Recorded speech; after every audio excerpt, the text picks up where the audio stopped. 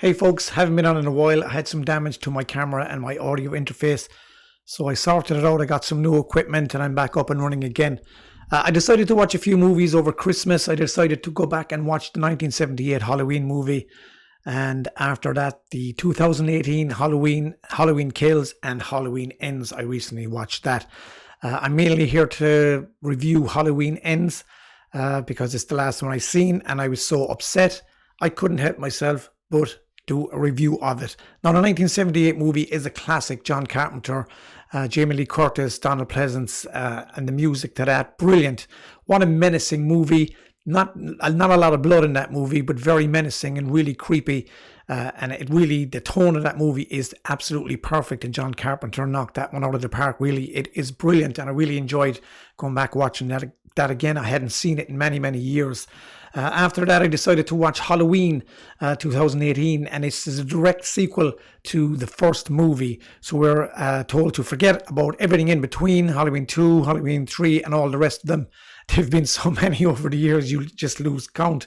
I'm not a massive fan of the Halloween movies. I do enjoy them.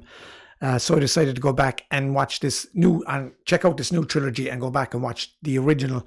The new trilogy, I enjoyed Halloween 2018. I did, and I enjoyed Halloween Kills. I liked some of the throwbacks they had in that movie to the original movie and what happened on the night in 1978. And what happened to Michael Myers after he vanished when Donald Pleasance looked out the window at the end of the first movie. It was nice to check that out, and it gave some answers to us that we didn't get before.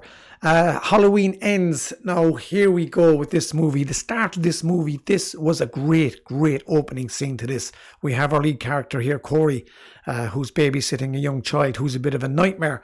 And what happens, if you haven't seen it, spoilers, stop watching now. Please check out the movie and come back and check this out. What happens here is Corey is locked in the attic by this kid. And kicks his way out of it, and the kid he hits the kid, and the kid falls over the banisters and falls to his death. A very tragic scene, and very well done indeed. A very tense scene, and a great opening for the movie. I thought I was in for a thrill here after watching the start of the movie.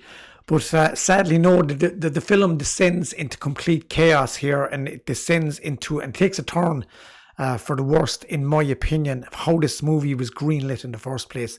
I just don't understand, because it really, the trailer offered us the showdown with Laurie Strode and Michael Myers, and the dramatic and thrilling end to the Halloween saga that we were promised for years and years and years. And the trailer looked great. It looked like we were going to get that, but this film takes a turn.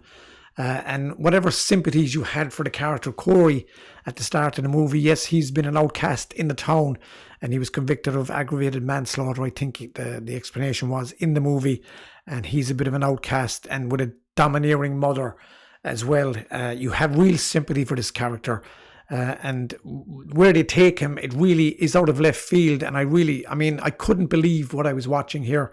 I really was. I was shaking my head watching this movie, and I was kind of going, what the hell is going on here? As I said, how it was greenlit, how this script was greenlit. You know, sometimes directors take a turn as if, they're going to try to do something new, but this is nothing new. This is a different movie. This is like two separate movies. We have Michael Myers, who's been missing for 4 years, and he's in a sewer. For God almighty, they're trying to make us believe he's been in a sewer for 4 years. I just wasn't buying it, in fairness. I really wasn't. And we have this character, Corey, who we sympathise with. And suddenly all sympathies for this character go flying out the window here. And he becomes a character that you really don't like. And it really just goes off the rails completely. Laurie Strode's granddaughter here is completely unrecognisable from the 2018 and Halloween Kills. She makes choices here in this movie. You're thinking to yourself, what's going on with this character? This is really just stupid. It really is. And I felt the movie was stupid. I really didn't buy into it. I didn't buy any of it. And I just couldn't wait for the movie to end. I really did. It was just, after a good, when I talk about Halloween 2018 and Halloween Kills, they're not perfect movies. They're not brilliant movies. They're entertaining movies. I did enjoy them. and I was looking forward to seeing how it all ended. Unfortunately, it just descended into complete chaos and a complete misstep from the writers here and the directors. A lot of people put hard work into movies, so I don't like bashing movies, but this was a complete wrong decisions made all around here in this movie. This movie isn't Michael Myers and Laurie Strode's movie at all, and it's not the ending that I hope for, and many other people I think hope for. So if you've seen Halloween Ends, please comment below what you thought of it. Did you enjoy it?